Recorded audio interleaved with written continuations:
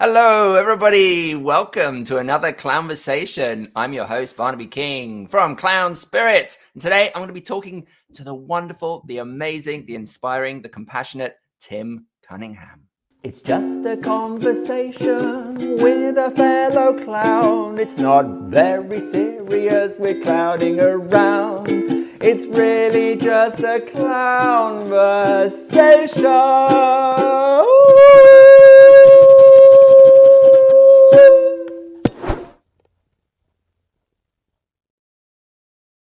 All right. Welcome, everybody. If you're new to the Clown Spirit family, oh my goodness, it's so good to have you here. Welcome. Please hit that subscribe button, share this with your friends, give us a like.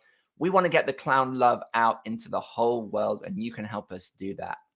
Now, my guest today is the wonderful Tim Cunningham, who is the Interim Executive Director of Clowns Without Borders USA. I first met Tim years ago when he was also the Executive Director of Clowns Without Borders, and we worked together in Colombia, and we're going to talk all about that and so many more stories and wonderful things about clowning and health and helping other people. But first, I want to share with you a little bit of news that tomorrow we're going to be having the wonderful Hillary Chaplin teaching a masterclass here on the Clown Spirit Village platform. Now, if you don't know who Hillary Chaplin is, then you can go to this website, the one that I put right at the top of the chat, and it looks like this. And there's tons of information all about Hillary and the masterclass, which is called Emotional Play, Mind the Joy of Big Feelings. It's going to be 2.5 hours of tapping the talent, the skill, the expertise of one of the most recognized and respected physical comedy practitioners in the world. She is such a highly respected teacher, and this is going to be a wonderful, rich session. The link to join is at the top of the comments, the live comments, the chat there on the YouTube live. So if you want to join tomorrow, it's at 9 a.m. Pacific time, which is 12 p.m. in the East Coast, 5 p.m. in the UK, and 6 p.m. in the rest of Europe. Please, it's going to be a wonderful time for all of us, and it's only $49. So thank you for listening to that little plug. Now let's get on to the main feature. As I mentioned, I met Tim Cunningham about 15, I'd have to do some math, maybe more like 12 years ago in Colombia. But he'd already been a very prestigious actor and clown. His professional experiences have informed his unique and entertaining voice. He began his career as an actor. Then, inspired by the art of clown and the healing power of laughter, Tim became an emergency nurse. His work in level 1 trauma centers in the US and humanitarian crises globally inspired him to study the power of compassion and resilience. Following the completion of his doctorate in public health, he became an author, scholar, professor, and then executive leader, prioritizing structural change in large health systems to heal their teams, that their interprofessional teams may better heal their patients. From consulting to keynotes, commencement remarks to workshops, Tim's work sparks creativity, playfulness, and joy. And it has been a delight knowing Tim Cunningham, and I am extremely excited to be talking to him today to go back and remember the wonderful times we had together and find out what is going on today, right now, in Clowns Without Borders USA. So without any further ado, please welcome to this Clown-versation stage, the wonderful Tim Cunningham. Wow, Barnaby.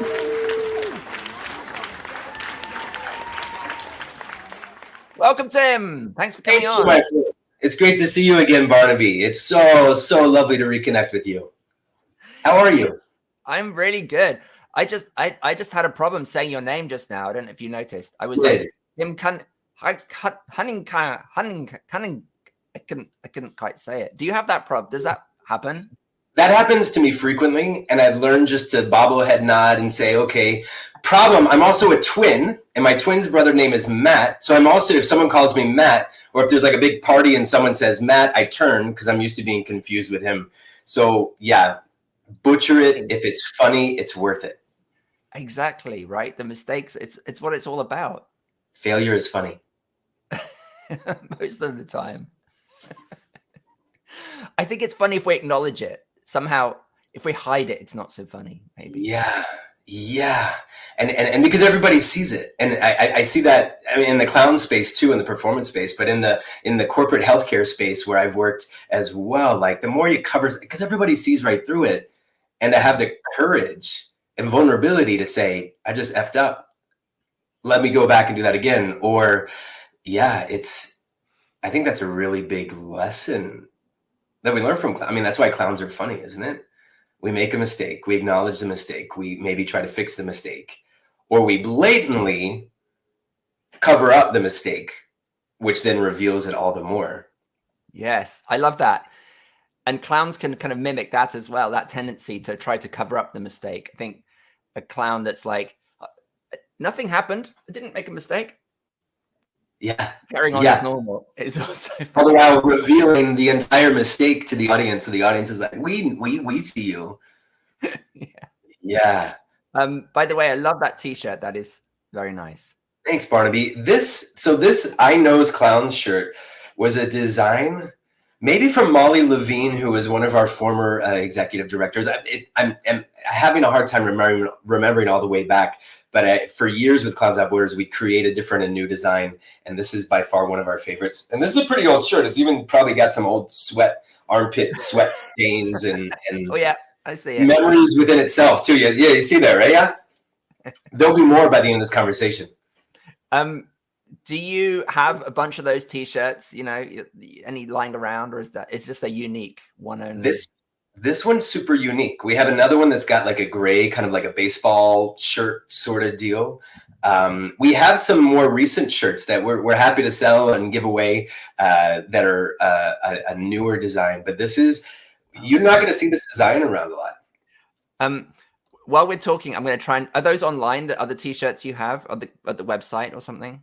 Email me directly, tim@clownswithoutborders.org. We are doing some rebranding within the website. So yeah, we can get those out directly if you're interested. There you go. Yes. If you want this shirt, you can make a $50,000 donation to Clowns Without Borders, and I will mail this shirt to you. If you want it washed at a $70,000 donation to Clowns Without Borders, I will wash it and mail it to you. During this conversation right now, I will get up from the computer, change shirts, and put it in the mail as we speak. Wait. What if we give you $100,000 contribution? You'll take it off and do the rest of the interview without the shirt on. Yes. For you, Barnaby, yes. Well, there you have it, folks. There's some big offers on the table right now. So we're 501c3 nonprofit, tax deductible donation. Yeah. You will send laughter around the world, especially if I have this interview without a shirt. You make money back on your taxes, right? If you Totally. I mean, isn't it a bonkers thing about the American tax system? And I from other countries, like donating personal donations is kind of a different thing because there's so many tax benefits or reductions you can get in this country. It's quite an interesting game. Yeah. Okay, folks, I can see lots of people are typing into the chat, which is awesome. Hello, Mike. Hello, Meredith. Hi, Rachel. Meredith is on our board of directors. I better not say anything inappropriate. Which one? Meredith? Meredith. Yeah. Oh, if that's the Meredith I'm thinking of. Yeah. Okay. Well, you're not going to say anything inappropriate anyway, right? Just don't say anything. That's the safest thing. Could you do the entire interview in mime, please?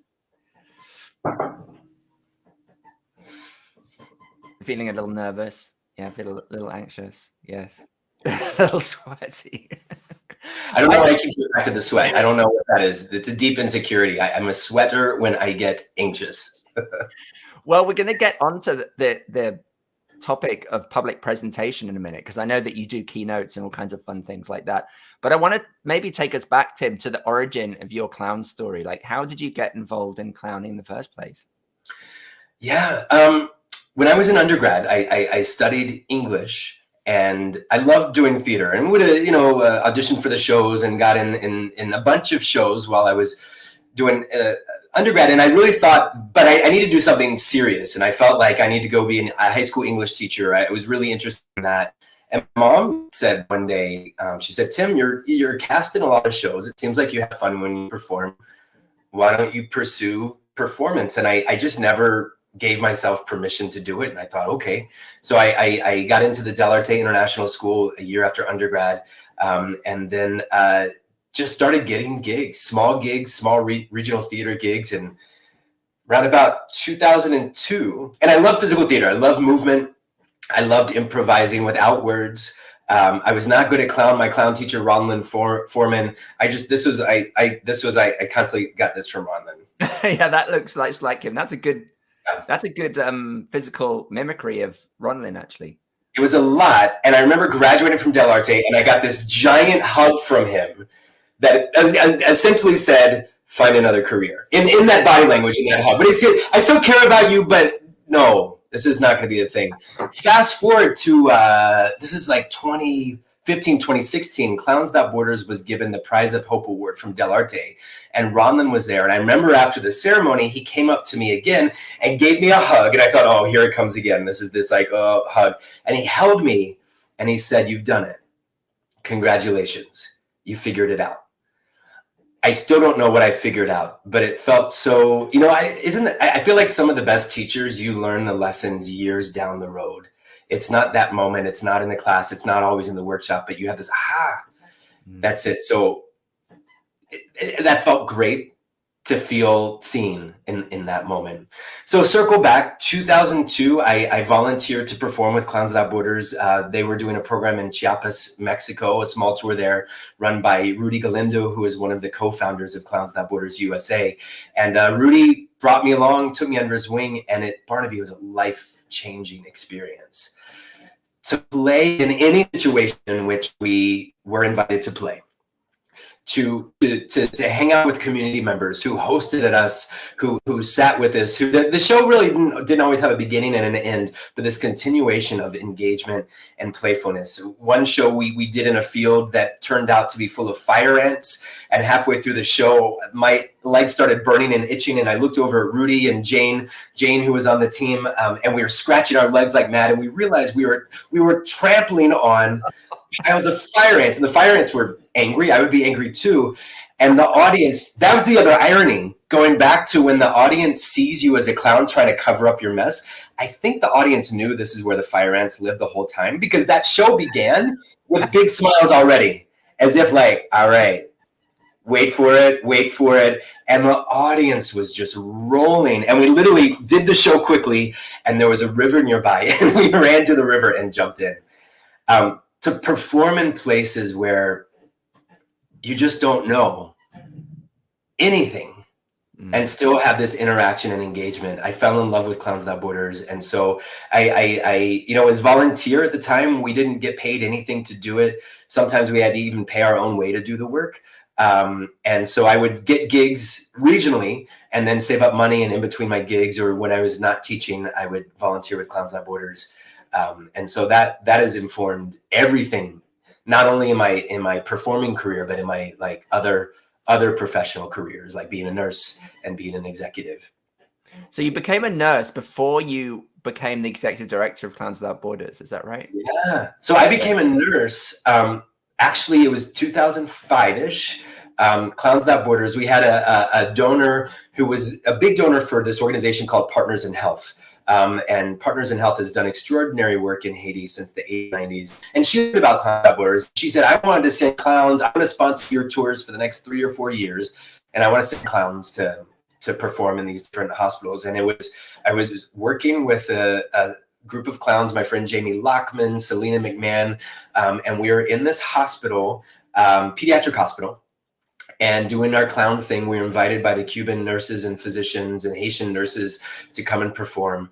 And we're doing hospital clowning. So like small stuff, one-on-one stuff. I remember at one point there was a kid who was wailing in pain. I mean, howling in pain. And when we walked in, we saw it, and he had a giant burn on his back. And the nurses were cleaning the burn. And if anybody knows anything about burns, having a healing burn cleaned is one of the most painful things you can imagine. It's excruciating. And there weren't enough pain meds. I don't know if the kid had any pain meds on board, but you have to clean the wound. Otherwise it's going to get infected. Then you're going to die from infection. So it's like, you have to do it. So he's howling. And we go in and we start engaging with family members and kids. And then all of a sudden I hear out of the corner of my ear, the howling get quieter, quieter. And then it starts to get loud again and get louder, but it's giggles to laughter to legit guffaws. And in the meantime, I'm playing ukulele for a kiddo in another bed. So I look over and my clown partner, Jamie Lockman, is working with this child. And I look over and Jamie is standing near the child. The child is having his back cleaned by the nurse. And Jamie is blowing bubbles. And this kid is looking up in this state of awe, touching the bubbles, which it hurts to move. He's got a burn all over his back. It hurts to move, but he's popping bubbles. And so transformative. So amazing. So I thought, wow, okay. And then, you know, we wrapped up, Jamie wrapped up the bit there. I wrapped up the bit where I was, and we worked and performed for other kids. And then on the way out of that hospital, there was a crowd of nurses and physicians around the bed. And so we, you know, clowns, there's a time and a place for clowns, and there's a time and a place where clowns can cause a lot of harm if they get in the way. And I think that's a cool thing about healthcare clowning and Clowns Without Borders. It's know when to step up and know when to step back. Mm-hmm. So we stepped back. And we avoided that area and we walked out. And on the way out, one of the Cuban physicians came out and said, I just want to thank you so much for coming here. We were a little hesitant at first. We didn't know anything about Clowns Without Borders. We're like, ooh, clowns here? This is, I don't know. But then he said, you all are welcome back anytime you want. And then he said, and I want to let you know that the bed that you avoided, thank you for avoiding that bed because there was a lot going on. I want to let you know that this child just died. She died of malnutrition. Mama didn't have enough food and access to prenatal care when she was pregnant. The child didn't have enough food when she was born, and she died of malnutrition. And that day, Barnaby, I flew home a few days later after we finished our tour in Haiti, and I started applying for schools, for nursing schools, because I wanted to figure out, like, how can a child just a few hundred miles off the coast of the U.S. die because they can't get access to enough when we live in this country in the U.S., where we're surrounded by people who are dying of too much, dying of obesity, dying of hypertension, dying of things that come from overconsumption of unhealthy food. And I wanted to make sense of it, which I still haven't, but I wanted to learn more about it. So I went back to school, studied nursing, became a nurse, an emergency pediatric nurse, and then went on to study more about compassion and resilience and why it seems that laughter like works. And what was it like being a nurse? Did you take to that? Was it enjoyable, challenging? Yeah, it was challenging. It was really challenging. I'm not a science-minded person. I majored in English. I think I live more in the abstract world than the scientific world. So that was a challenge going through school. But I loved it because as a nurse, I think beyond any other healthcare provider professional, and this is not to put any provider professional lower than nurses because we're all in the same team, but nurses have this unique opportunity to have a really intimate experience with a patient or family when some of them are having the worst days of their lives. Some of them are dying, or some of the best days of their lives. Like nurses, we are there when you come into this world and we are there when you leave this world. And like that's immeasurable pure magic, and it's a profound honor. So I loved the work. I remember one of my favorite moments as an emergency nurse. I was working in New York City, and I'd always carry magic tricks with me. I would not carry a red nose because I don't want, here's this nurse who's going to put a needle in your arm to pop out a red nose, because like people are already afraid of clowns in the US and like stay away. So I don't want to make that fear any worse. But I'd do a magic trick here and there. And I remember we had one kid who we were a 7-year-old, and we were going to give her an IV in her arm. And I remember we got everything set up and her family was around. And when she saw the needle get near her, she flipped out. And I would too. Needles are scary. That's the biggest fear that children have in hospitals. It's well documented. And she swung at me and I dodged. And then everyone's like, okay, we're gonna have to hold her down. We're gonna have to hold her down. And I was like, well, let's try something. So I had this set up and I kind of hid it behind me, not in a way that the audience could see, not in a funny, haha clown way, but like she legit couldn't see where the needle was. And then I pulled out, I did like a, the like silly, like disappearing handkerchief trick sort of thing. And I, put in my hand, blah, blah, blah, handkerchief disappears. And then I pull it out away from the arm that I'm going to put the IV in. and she's looking over there. How did that handkerchief get over there? I go back, I take the needle, I slide the needle in her arm. She doesn't even flinch. And I've tried that trick other times. It has not worked other times, but it's also a lovely reminder. Like when you bring the arts into medicine, into science, into nursing care, you have these magic moments, and maybe suffering disappears for even a flash. But maybe that's enough if it can go away or be reduced and be a little less painful. These were moments where you were sort of bringing some of the clown skill into your nursing, and so I'm wondering, were you continuing to clown during that time as well? You know, during some of that time I would, you know, it was nurse scheduling is nice too. You can work like 8 shifts in a row and have like virtually 2 weeks off. So I was able to do Clowns Without Borders tours in between. I was also helping manage the organization at the time. And so that was also relief for me to step out of a place of daily suffering in an emergency room to a place of joy and playfulness. And actually during our Colombia trip, Barnaby, when you and I, we chatted a bunch beforehand, but when we first really worked closely together in person in Colombia, I was working as a nurse at the time. And I think I had taken 2 weeks off or maybe 3 weeks off to do that amazing tour that we did in Pareda. I still have so many great memories of working with you and the other clowns, and Jeeps almost falling up a ravine, and it was great. It was very cool. I remember you came over for a clown encuentro, right? Yeah. Which was the for folks who don't know, is this clown festival that I was running in Colombia for a while, and we brought you over as a teacher to do a workshop, to teach a workshop, and That's then right. off the back of that, was it the same trip even, or a separate trip? Yeah. I can't quite remember now. That was a separate trip. And what I loved about Encuentro, it's this meeting. It's this meeting of clowns, of noses. And there was where I met Hillary Chaplin, who's doing the masterclass tomorrow, who, folks, sign up for this. Hillary is masterful. She's extraordinary. There, I met Gabby Munoz, and both Gabby and Hillary later volunteered to work with Clowns Without Borders. Gabby in the Philippines, Hillary in India. So Encuentro still has ripples that were created that continue to bring people together. So yeah, we did that. And then I think I came back a few months later and we did the tour in Pareda. And the cool thing about the show that for me that may be a little different from other Clowns Without Borders shows, or maybe not, you tell me, was that it really felt like a show. Like it had a kind of a story to it. There were 5 of us in it. And, you know, my character was kind of the authority figure, and the rest of you were just kind of undermining me and making fun of me. And then it was almost as though you then took me on a journey through a dream, into a dream world. And through that journey, I kind of learned something and got integrated into the group and sort of redeemed. You know, there was a little bit of a hero journey and redemption at the end, but it did feel like like a play, like a show, but with the clowning and the tricks integrated. And I think some other Clowns Without Borders shows are equally wonderful, but just have a different type of structure. They have a more of just, you know, acts. Yeah. And you're absolutely right. That show definitely had a narrative. And what was cool about that show, and then a lot of other Clowns Without Borders shows that Clowns Without Borders has put together, is that, you know, there are moments that are bah, and the audience is like, whoa.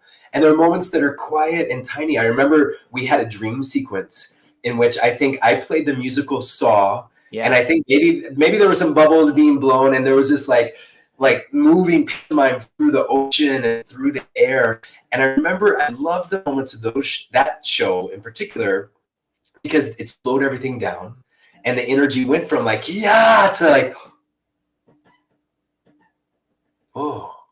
And you can watch the audience lean in and get close. And then I think I remember I would do a gag where I'd pull the saw out and be like, look at my saw, and run towards the audience, and they'd be like, oh no, and then that would fire them back up again. But I think the beauty of that show, and the beauty of a lot of the Clowns Without Borders shows, is that they are more than just a series of of gags. Now we want to work with really strong jugglers, great magicians, folks that can do the stilt walkers, folks that can do the beautiful physical theater stuff. The shows that have been our best have been the ones that have a storyline that carries us through. So it makes sense of why you have stilts now. It makes sense why we're juggling. And the shows that have still brought laughter and still, you know, got people up and moving around and dancing, but have been less, I'll say the word artistic maybe, for lack of a better word, were the ones where it's just like, okay, here's a good juggler, here's a good magician, here's this, without that through line. And I think if we have a through line, whether the audience understands it or not, that creates more connection. And I think, isn't that really the essence of theatrical clown? I just want to, on a side note, just encourage folks watching to write in the chat if you have any questions for Tim or any thoughts or reflections on your own experience as well. So please jump into the chat and we'll respond to whatever goes in there. Sarah says, Tim, you've been quietly influencing my life since a retreat at Featheridge in 2011. Whoa. That's cool. That's super cool. That 2011, thanks Sarah for saying that. That was a mindfulness retreat. And a lot of and this goes back to clowns. We were invited to work in regions throughout South Africa, and we were working in KwaZulu-Natal. This is about 2006 maybe, with Liz Turkel, Jamie Lockman, Esther Haddad, Selena McMahon. And we spent some time at a Buddhist retreat center. We would sleep at the Buddhist retreat center, then we would go and work in the different townships around the center in KwaZulu-Natal. And that got me interested in mindfulness and meditation and things like that. So yeah, Featheridge, that was a whole other life, but so much fun because we would do sort of mindfulness retreats, day-long, half-day retreats. And I shouldn't call it was mindfulness informed, but I would incorporate some clown activities and games. Because maybe in some ways, isn't that like when you laugh, you come back into your body and maybe you have a moment of deeper presence, which arguably is a moment of being mindful of how you feel. So maybe that's kind of influence too. Yeah, I mean, there's that whole branch of laughter yoga, isn't there, as well? I mean, I think there's a lot of connections between Buddhist practice as well and laughter. Yeah, Moshe Cohen, our founder of Clowns Upwarders USA, has done a lot of really fascinating Buto clown stuff, and looking in Buddhist traditions. Yeah, love Moshe and his work. Yeah. So Tim, you bringing that up about the mindfulness kind of makes me aware of just how much you're integrating different, I don't know, channels, different modalities, maybe is the word, together, right? Like mindfulness, and then the work you're doing in public healthcare system and the actual nurse practice, and obviously the clowning, and then also the management and kind of, you know, development and fundraising side of starting to run an organization like Clowns Without Borders when you did that. So your life has just really, and your work just integrates so many kind of threads together in a really, really fascinating way. And I'm not quite sure what the question is that's coming out of this, but that something to do with how do you make sense or keep track of all those things? It just seems like a lot, right? There's no real specialization or focus. You're just integrating all the things. Yeah. You know, I think I have two responses to that maybe question. And maybe as I respond, we'll just integrate this conversation and hopefully the audience will get the answers they need. I had a really interesting experience just yesterday talking about worlds colliding and things coming together. And at the same time, I'll take a step back before I talk about this conversation yesterday. The best clown performances that I've ever seen.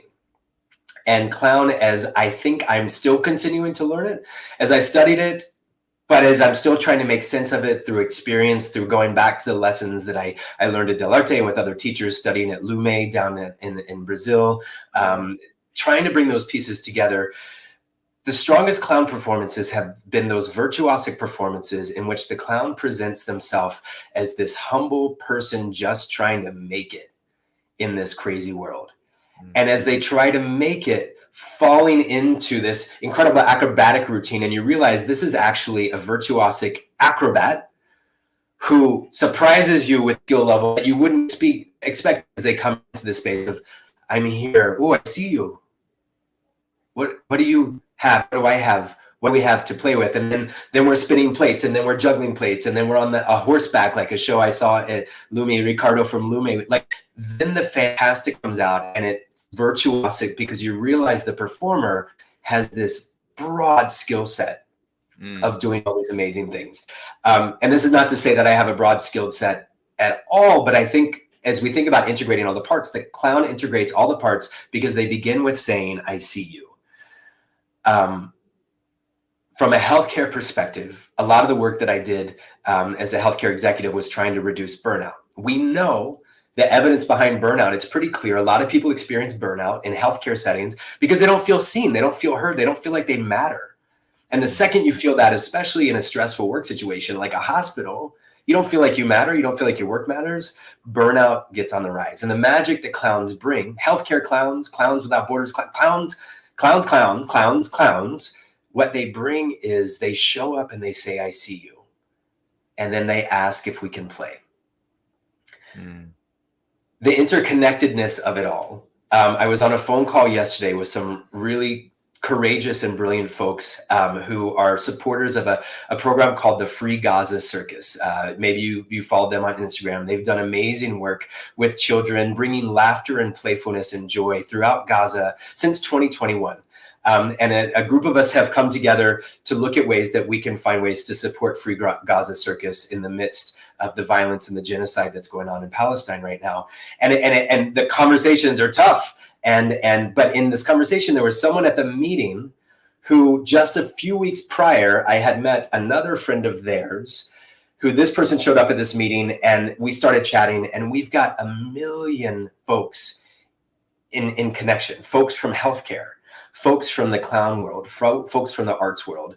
So I think the second part to this maybe question is that I think the more we look for those opportunities to weave these pieces together, every one piece we crisscross in the weave, there are probably dozens more that we can't even imagine that are out there and interweaving. And they might show up in our lifetime, or they might not.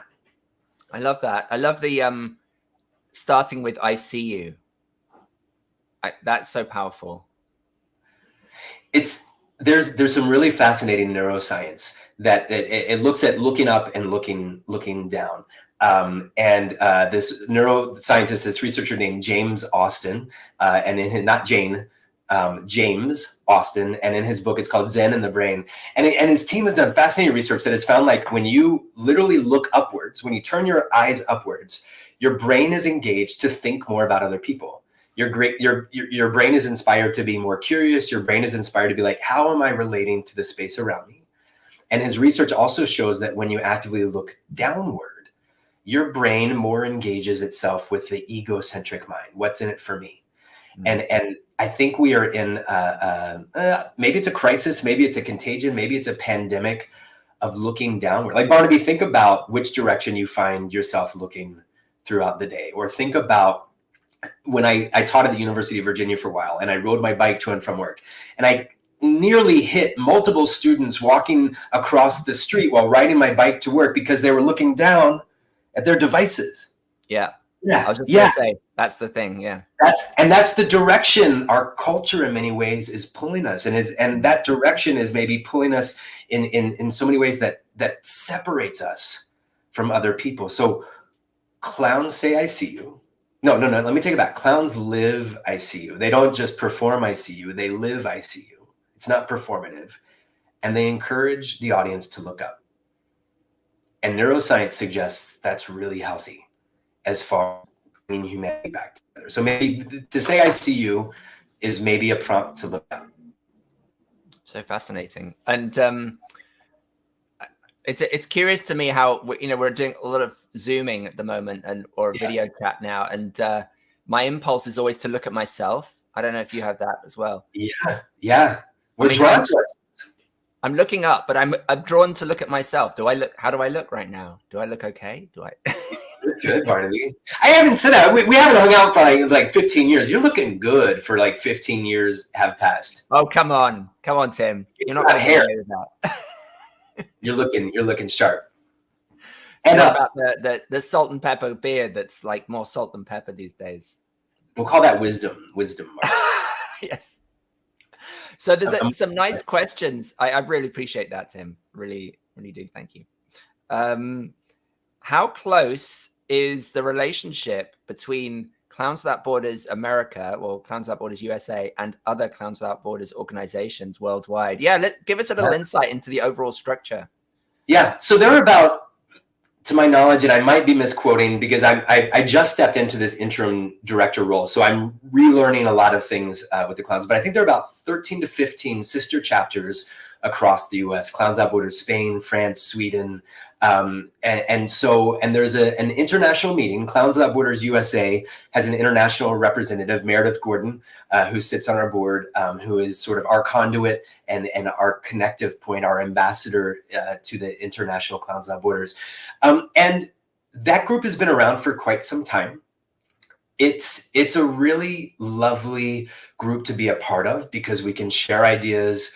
We can debate the way we do the work. We can share clowns. A lot of our programming last year, we did some work in El Salvador and Guatemala. We were to partner with Clowns Without Borders Brazil and work with Alini and her team and bring some of their clowns to partner with us. So it's a really lovely partnership.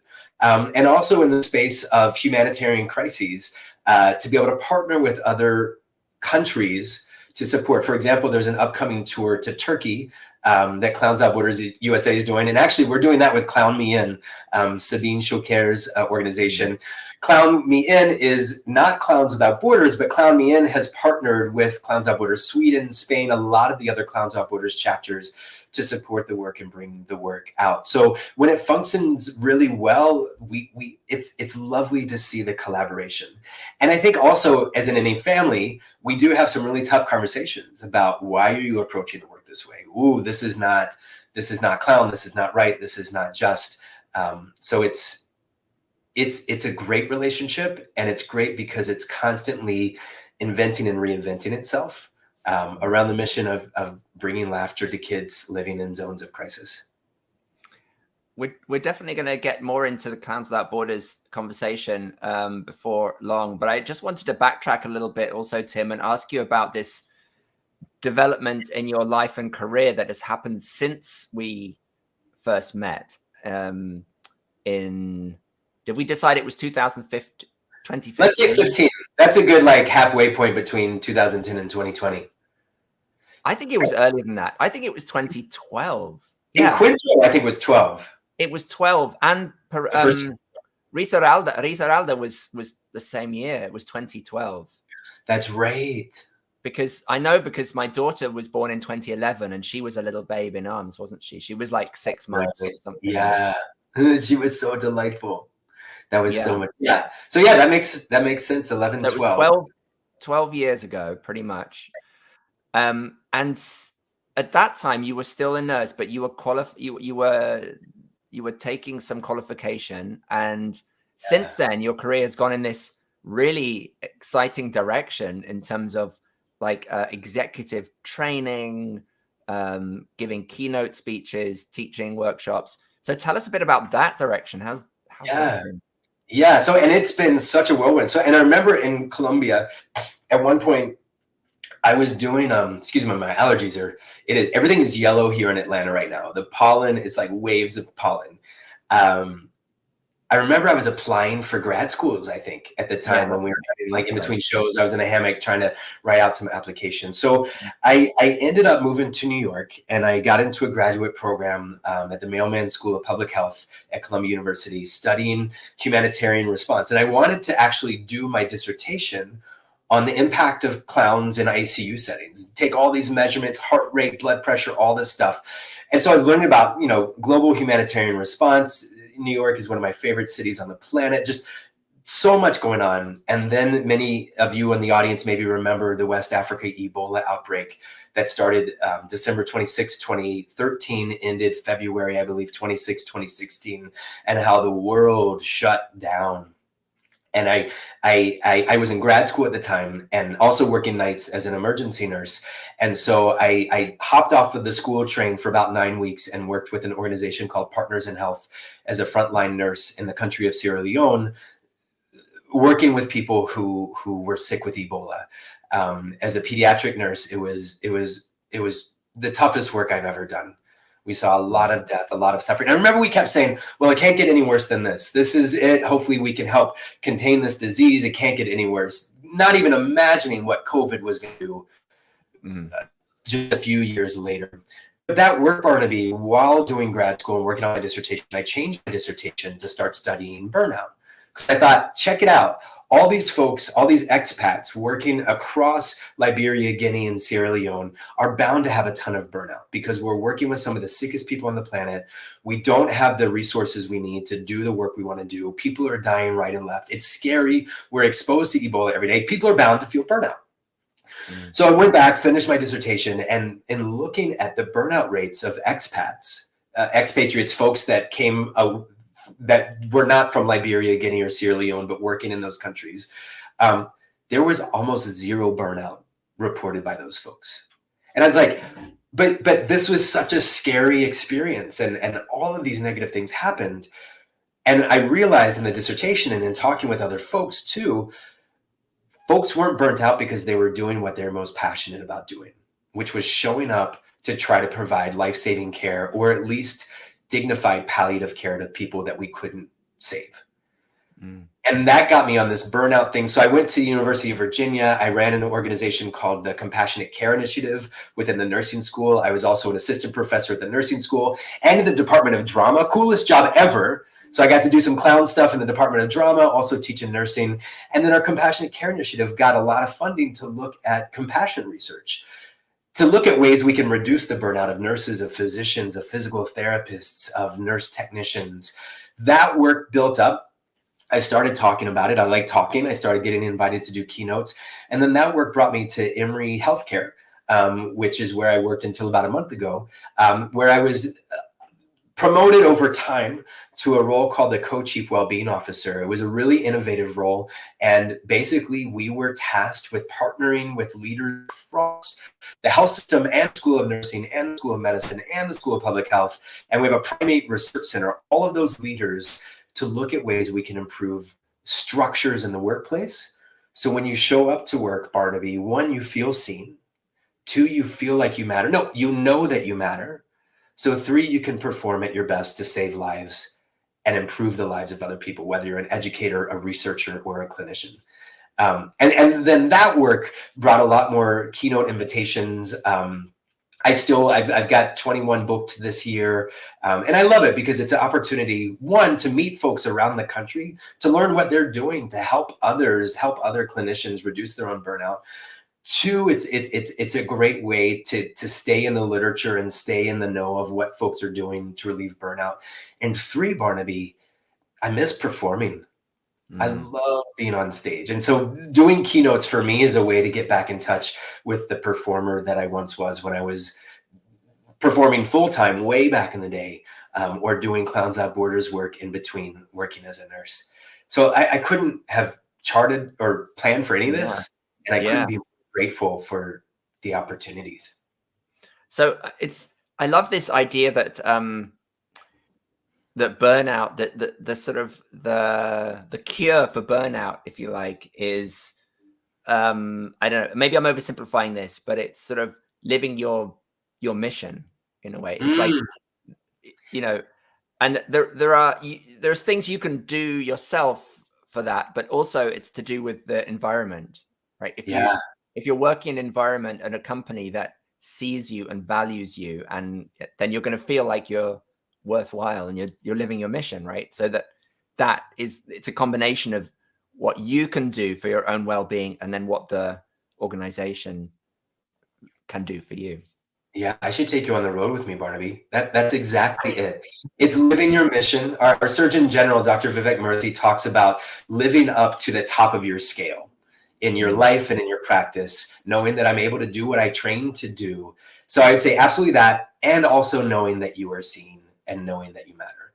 And you summed it up great. It's what the individual does. It's also what the system does. And where we've gone wrong, and where I went wrong when I started publishing on this stuff over a decade ago, I was writing all this stuff. For the Featheridge comment earlier, like a lot of the stuff we were teaching at Featheridge was great stuff and should be learned and practiced, but it was so individually focused. Barney, you're working in a really crappy work environment. I'm so sorry you're stressed. When you go home, take some time to meditate, do some yoga, do some self-care, so you can come back to this really crappy work environment. And that's what we said. We were like, go do more of your own self-care. And the reality is we need to influence leaders to say, do you have a structure in place to say it's okay to take a nap at your job during your unpaid 30-minute lunch break? Because a lot of healthcare providers fall asleep and die while driving home, falling asleep behind the wheel after working an overnight. And when I say providers, I mean anyone on the team, not just physicians. You have policies in place that says when a patient calls me a name that's racist or biased in any way, there's a policy in place that protects me as an employee of this organization to say, I don't deserve this, and this is what I can do to escalate that. And then we can have a senior leader have a conversation with that patient to say, we don't talk to our teams this way, and if you choose to keep doing it, you can find care elsewhere. It's taking bold moves from a systems approach to really help reduce burnout so that you, Barnaby, can know you matter and that you can live your mission and work your mission. Yeah. What does that have to do with clown? This is amazing. So how are you, Tim, bringing the clowning into these keynote speeches? How do you, when you give a keynote, how do you bring your clown into that? So I love bringing, and I've got a website at Barnaby. I don't know if it's okay to share a sort of a keynote website where you can book me for keynotes. And also you can see where I'm speaking. It's got a calendar on it. It's timcunninghamrn.com. So if you're in a city where I'm giving a keynote, come see it in real life. Barnaby, I play games. There's some really fascinating research that shows, oh, that's the website right there. I wear bow ties. I wear a bow tie when I clown and then when I give keynotes. As we think about what I do in the keynotes, I play games. They all come from clown training. They all come from things that I've learned from other clowns. My friend Peter from Blue Man Group taught me this fantastic game of counting to 3, which folks love in the keynotes. Games that I learned from Hillary Chaplin, I like to infuse in the keynote. Interesting research says that if you sit for more than 3 hours straight, the effects on your body are equivalent to smoking 1 pack of cigarettes.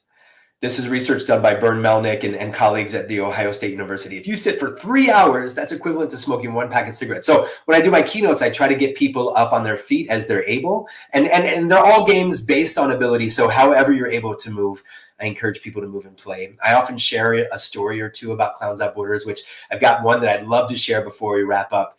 And then I just show how when we laugh and when we play, we think differently.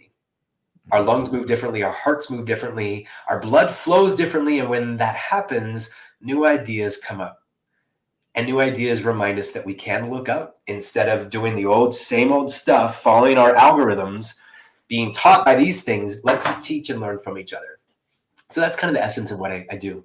I feel like probably due to your work and other similar work, there's a pretty nowadays it's a fairly accepted what you're saying, like that these things are beneficial. And I think that the problem now is that it's hard to apply it, even if you know it's true, right? It's so easy for us just to spend 3 hours sitting in front of our computer and not get up. It's so easy for us not to bring playfulness on a daily basis into our work or our life or our organization. So for me, part of the challenge is convincing people that it's important. But now the bigger part is, how do we actually make it possible? How do we get people to do it? Yeah. Well, Barnaby, it's subversive. And clown is subversive. If you look at the old commedia dell'arte traditions, or leaders that would have a jester or a clown come perform for them and actually make fun of them, like historically, those clowns had the most access to some of the highest leaders and could do what they wanted, and more often than not would not be executed for speaking the truth of the people around them. And maybe if leaders were paying attention through laughter, they're like, "Ooh, Now, I think clown and laughter and playfulness is subversive in our context, especially in a healthcare context in the US, because healthcare in the US is fully embedded in capitalism, which means you need supply and demand, which means you need sick people to demand care, which means productivity drives how we do healthcare in the US, meaning the more work you do, the more money the healthcare system or hospital generates through all these different avenues. It is still seen and believed in many ways that laughter is non-productive, because if you're laughing, you're probably not finishing that email. If you're laughing, you're not going into the next patient room. If you're taking the time to pause and breathe and get back in touch with your own mission or who you are or whatever that word is, and just going, you're going to burn out. You're not going to pay attention. You're probably going to give, in a healthcare context, bad patient care. So laughter is subversive. And what I'm really curious in doing, and there are a lot of folks around the US trying to do this, is to show people that actually by taking breaks, that by enjoying each other's company, that by finding a moment of levity in a really serious situation. I can't tell you how often we laughed during Ebola when we were doing the work, and not at people, and not like, it was not inappropriate laughter, but there were moments of like patience. We juggled with a young child. He was 10, his sister was 8. We did a passing routine with him, literally a few hours before he died from Ebola. And in those moments of he and I juggling together and other people encouraging him, just throwing, he would throw, I'd juggle a bit, I'd give it to him, he'd throw, juggle little sealed packets. In that moment, the whole pediatric ward was sitting up in the bed laughing with him. And we were laughing. And I guarantee that day we got just as much work done as any other day when we weren't laughing. Laughter is subversive. The clown is subversive, and yet the clown enlightens us in how we view the world. Therefore, maybe laughter helps enlighten us in how we view the world. How do we translate that to executive corporate leaders who are or trained in a system of capitalism, trained in a system of productivity, trained in a system of if you're not working hard, you're not working hard enough. If you're not working hard enough, you're just barely making the mark. I think that's the beautiful challenge that a lot of great folks are doing across the US. Yeah. Not just in healthcare, but in industries everywhere. So what's next for Tim Cunningham? Because right now, well, let's talk about Clowns Without Borders a little bit, and then maybe what's next for Tim Cunningham. What you got seduced back into the executive director role in an interim kind of role. And so what is the current state of the organization? What is its short-term future or long-term future look like? Yeah, absolutely. Barnaby, I'm going to tell you the what, then I'm going to tell you the why. So Clowns Without Borders, we're celebrating our Clowns Without Borders USA. Let me be specific. We're celebrating our 29th year, founded by Moshe Cohen many, many years ago, having supported thousands of kids across the planet. This year, we have tours that are going to be rolling out in partnership with Clown Me In, like I said, in Turkey. We're going to be working in Zimbabwe with the Zimbabwe Theater Arts Academy. We have work that we're going to be rolling out in Mexico with families who have been a part of the migration throughout the country of Mexico, through the country of Mexico in partnership with an organization called Levenu. So those partnerships are going on. We are also embarking on, in late April, we're doing a tour with unhoused and homeless folks in Oakland, many of whom are also asylum seekers, with some local clowns in the Oakland area, San Francisco area. And we are working on building projects to support asylum seekers who are living in hotels across New York City. That's in the works. We are Clowns Without Borders, which means we need to live more without borders. And our mission, again, is to bring joy and laughter to children living in zones of crisis, period. And you don't need a border for that, although the drawing lines around borders can create a lot of that. We've got an exciting fundraiser in New York City on April 16th. Tally Medell, maybe you saw them in Everything Everywhere All at the Same Time, one of my favorite movies. They are a comedic artist, clown teacher, and clown, and they're hosting a fundraiser on behalf of Clowns Without Borders on April 16th. We've got a lot of other exciting things going on. Come to our website, you can find the links. Something I'm really thrilled about. This goes back to the conversation and intersectionality, Barnaby. We are actively working to bring people together to find ways to support the Free Gaza Circus. We don't know what that looks like, but we know the work of the Free Gaza Circus directly aligns with the work of Clowns Without Borders, because the folks at Free Gaza Circus are bringing laughter to children living in one of the most profound global crises that we've probably experienced in our lifetime. So those are some of the projects that we're really thrilled to be working on this year. What are you hoping to achieve in terms of the clowns, the structure and how you send clowns out? Because I remember there was always this kind of questioning, I think, kind of self-questioning around what are the ethics and the morality around, sending America, sort of relatively privileged, wealthy American clowns sort of out to these disaster zones, and this kind of fine line between who's this really serving? Yeah. And traditionally, Clowns Without Borders USA had done that. We would send our own ensemble to these places.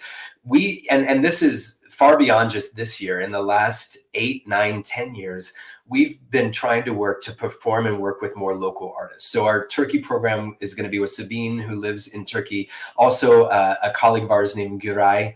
Güray brought Sarah Liana Foster and I to Turkey many, many years ago, 2015 or 16.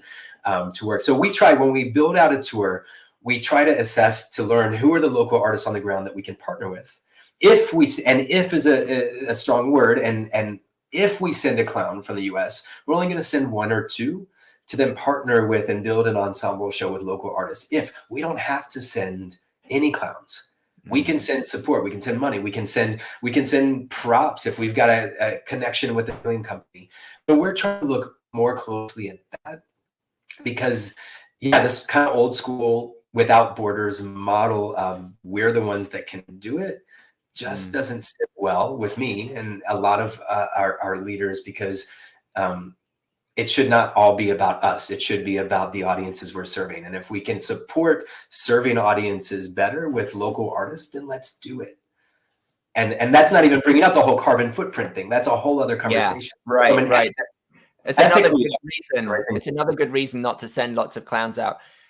I think I love this idea, Tim, that we can you could do a Clowns Without Borders tour without sending any clowns out. But absolutely. In a sense, what we're doing is we're just finding ways to support a network and empower clowns around the world. Supporting laughter. If we can support that laughter around the world, and this is why it works, Barnaby. I think this was 2014, maybe 15. I was invited to give a speech at the World Bank, the U.S. World Bank, and so I was living in New York City. Took the train down to D.C., and it was an hour-long keynote with Q&A at the end. And so I opened the keynote in clown, wearing my clown costume, doing some of the things that I do in Clowns Without Borders tours, engaging with the audience. And once the audience was kind of warmed up, I started taking off costume pieces and then talked about Clowns Without Borders, our history, what we do, why we do it, where we're going, etc. And at the end of the conversation, a woman came up to the microphone and she said, I have more of a comment rather than a question. And she said, and she's an employee at the World Bank. She's way up there, like doing really well financially, professionally, all this stuff. And she said, I want everyone to know that I grew up living in a refugee camp near Croatia. And she said, when I was a young child, I remember one Christmas time, Clowns Without Borders came to our camp. And they did one show for the camp. And the whole camp came. It was like tons of people. And she said, it was one show, one time. But she said every December after that, while they were still living in this camp, she would get together with her girlfriends and they would reenact the show bit by bit, gag by gag, as they remembered it, that the clowns presented year over year until the camp was dispersed and people went to other places, hopefully to permanent places, maybe to other camps. And she said, as she's sharing this at the World Bank, she said, that was one of the fondest memories I had of my entire experience of living in this refugee camp. Part of me, that was one show, one time. And the ripples that created for this person who is now highly successful working at the World Bank, like that's the power of the work. So going back to how do we help share laughter, spread laughter, it doesn't have to be us. It's got to be a good show. It's got to be a quality show. But if we can support local artists, that's what we want to do. And that's the magic that Clowns Without Borders brings. And that's not just Clowns Without Borders. That's the magic that I think clowns bring to humanity, because they help form memories that stay with us till we take our last breath.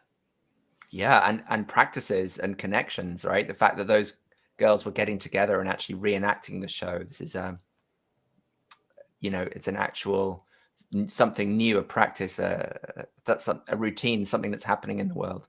Yeah, a looking up. I see you, you see me, a collective looking up. So Tim, you wanted to, I think, flag the possibility or the availability of the executive director role, and that's going to be coming up in case anybody watching might be interested in that. Can you tell us more? Yeah, absolutely. So as Barney mentioned in the introduction, I'm serving as interim executive director, Clowns Without Borders USA. Just as a reminder, it's a 501c3 nonprofit, and we are building out a new job description. We're doing some restructuring of roles and things like that. But in the coming months, we will have a job description, and we'll be putting out calls everywhere to hire a new executive director. We're looking for someone that is willing to take the lead in fundraising. We're looking for an innovative, creative person who understands the power of clowns, who believes in the work, who can help us partner with other large nonprofits and global institutions, and who can bring our work to the next level. We've had a series of extraordinary leaders, from O'Shea to Diana Hahn, to Molly Rose, to Naomi Schaefer, who's our most recent executive director. Like, folks have been building up and literally standing on the shoulders of giants, building up this 29-year-old organization. And my hope as interim is to hold the torch, to pass it on to the next person who's going to build off of all the great work that our past leaders have done to take it to the next level. So if you're interested, feel free to email me, tim@clownswithoutborders.org. We can go ahead and have a conversation. Again, it's going to be a couple more months before we get the job description out, but we are thrilled to bring that next new leader to our table.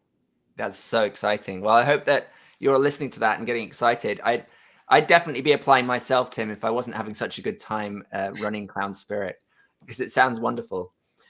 Tim, there was one...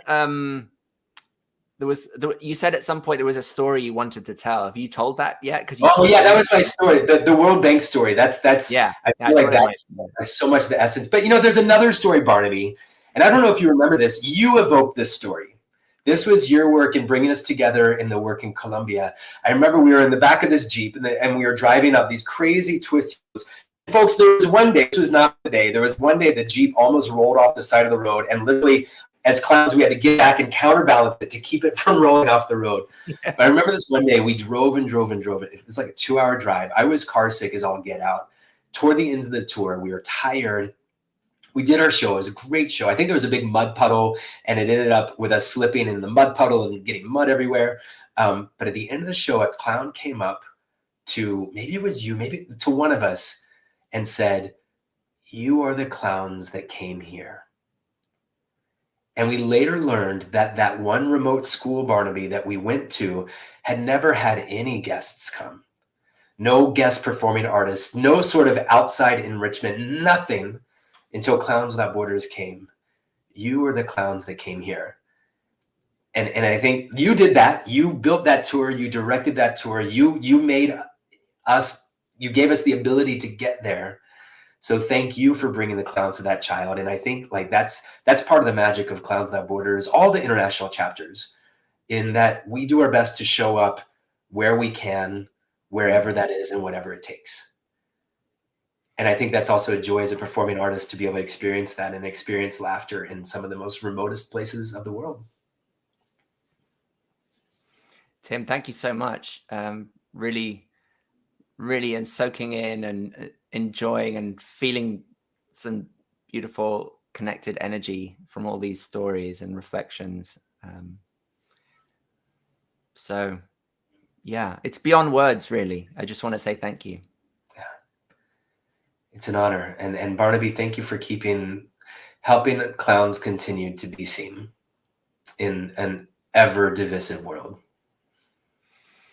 Yes, and just to round us back to what you said near the beginning, clowns are just trying to make it in this crazy world. I think that was that was your That's it. Yeah, they're just people trying to make it in this crazy world, which is how we all feel. Yeah, we really do. Yeah. All right, Tim. Well, thank you so much for being here. This is such a joy, Barnaby. Yeah, and we'll see you on the flip side. Yeah, come on a tour with us. Let's get you on a tour again. Let's talk. Yeah. Okay. All right. Bye for Thanks. now. Bye. All right, everyone. Thank you so much for being here for another Clown-versation. Wasn't that a great one? Tim, awesome. So inspiring. And don't forget, folks, that wonderful masterclass tomorrow with Hilary Chaplin. You can sign up. The link is at the top of the chat. If you want to sign up, it's just $49. Next week, I'm going to be talking to Deanna Fleischer, who's an amazing clown performer, teacher here in the Northwest, Pacific Northwest, in the Seattle area. She is awesome, and it's going to be a great conversation. Thanks for being with us yet again. And as always, keep clowning.